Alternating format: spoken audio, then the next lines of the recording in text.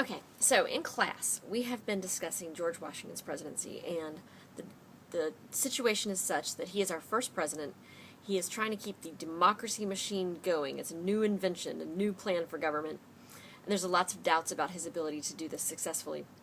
We've been talking about how he is a president that made precedent. So it's going to be his job to kind of create the tracks in which the other presidents are going to proceed after he leaves the presidency. And we saw yesterday that one of the things he did is he created a cabinet and passed the Judiciary Act of 1789 to try and fill in the holes of the Constitution, and also to make sure he had a set of advisors to advise him. The major, if you look at your graphic organizer on this, you know that the biggest circle there on the graphic organizer is the Secretary of the Treasury role, because it was the Treasury that was the biggest concern at this point in the nation, because the nation's finances were in a total wreck. So, of course, when your financial house is not in order, it's hard to get your whole house in order. So this issue related to the nation's finances is really first and foremost. So today, where this is going to pick up in this segment, is looking at what are the problems, the financial problems the United States faced during this time period, and how are they going to solve those problems through Alexander Hamilton's economic plan. Then we're going to talk about how Jefferson and Hamilton saw the issues very differently in terms of how the solutions for the economic problems, and how that's going to lead to greater divisions resulting in the two-party system forming. Okay?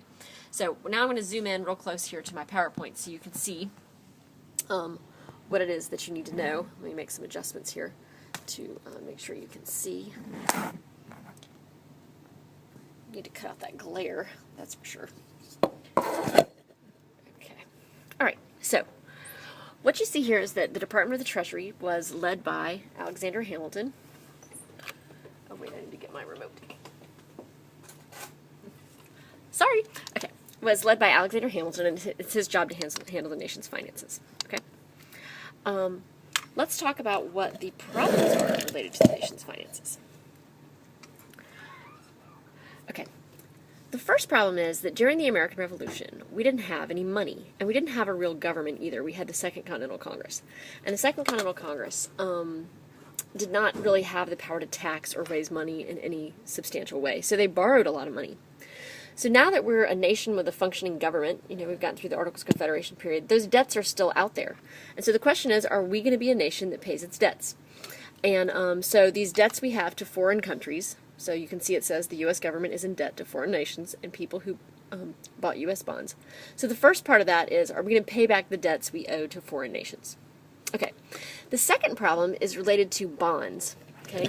Bonds are kind of a tricky thing that you don't know very much about unless you're in the financial industry, but they're really simple. Okay.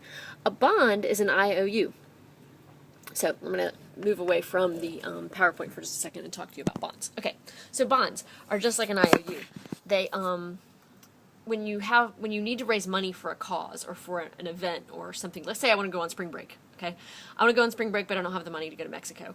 What I could do to raise the money is sell a bond, and a bond is just a piece of paper. It could be this Post-it note. Okay, so I'm gonna sell you a Post-it note, but I'm gonna make it real pretty and all fancy because you don't look official. I'm gonna sell you this fancy piece of paper that says, "Hey, I'm gonna sell you this bond. You're gonna buy it. Let's say I'm selling bonds for $100. You're gonna buy it for $100, and on it it says that if you bring it back to me in a certain amount of time, I'll pay you the $100 plus interest." Okay, so that's how the U.S. government, before it was the U.S. government during the Second Continental Congress during the American Revolution, that's how they raised money to fight the war, is they sold bonds. Okay. And they even gave bonds. Eventually they ran out of money to pay Continental soldiers. The soldiers, like the poor guys who were fighting the American Revolution, eventually they ran out of money to pay them, and sometimes they paid them in bonds. And you can imagine how disappointed those soldiers are when they line up to get their pay. They bring their wives and their children with them on the warpath. So they're all lined up there for their pay, their big money, and instead they get a bond. A piece of paper they probably can't even read, half of them. So what happens is a lot of the wealthy people go around saying, "Hey, Bo, you want to sell me your bond? You want to sell me that bond?" And they're like, "Well, sure, that's not worth anything to me. I don't even know what it says."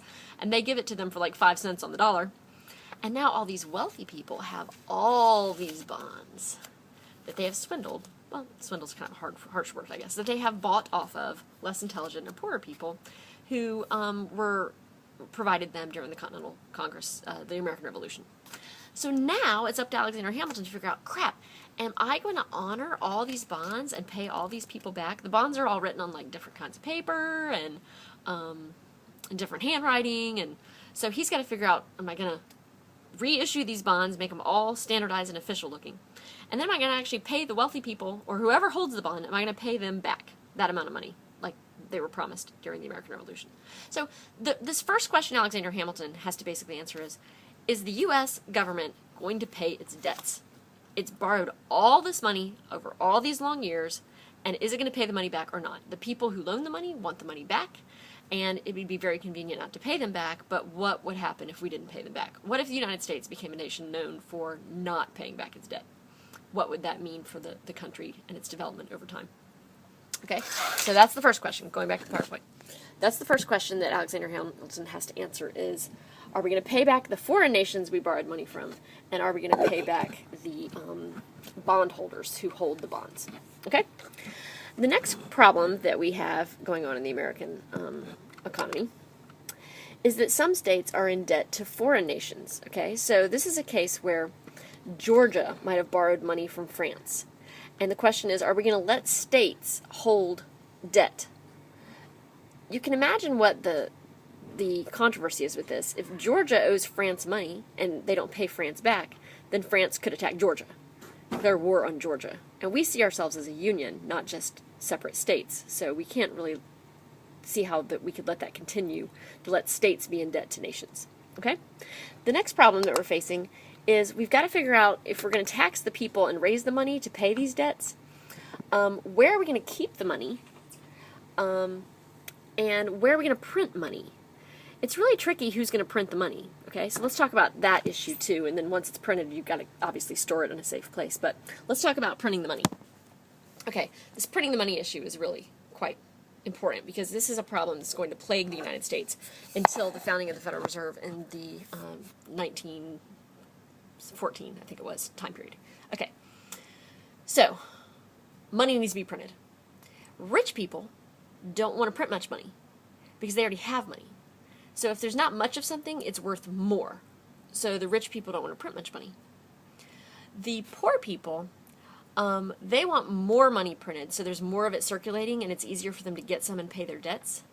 And so that's the big controversy between the rich and the poor, is how much money should be printed. And Alexander Hamilton has to decide, well, who should I give that to? Should I give printing money to the states? Should we have wealthy people help control, establish a national bank in each state and they'll print money there, but then you don't have very much control over how much money is being printed. Or you could have one single place where they print money and have more control, but less money would probably be printed. So there's this whole issue of who's going to actually, print the money, okay? And that's the next thing. And then once it's printed, where the heck are we going to keep the money is the next question, okay? Of course, before you can put the tax money somewhere, you've got to figure out what you're going to tax, okay? It already says in the Constitution you can't tax people just for existing. So you have to tax economic activity or something like that. So what is he going to tax that will raise a lot of money that will help us pay and handle our debt issue, okay? And then the next question is, how will we get people to pay their taxes once we decide what to tax? If you remember, the American Revolution started out as a tax revolt. We don't like taxes. Who does? And so once you decide what you're going to tax, how are you going to get people to pay their taxes? Okay? So that's the issue.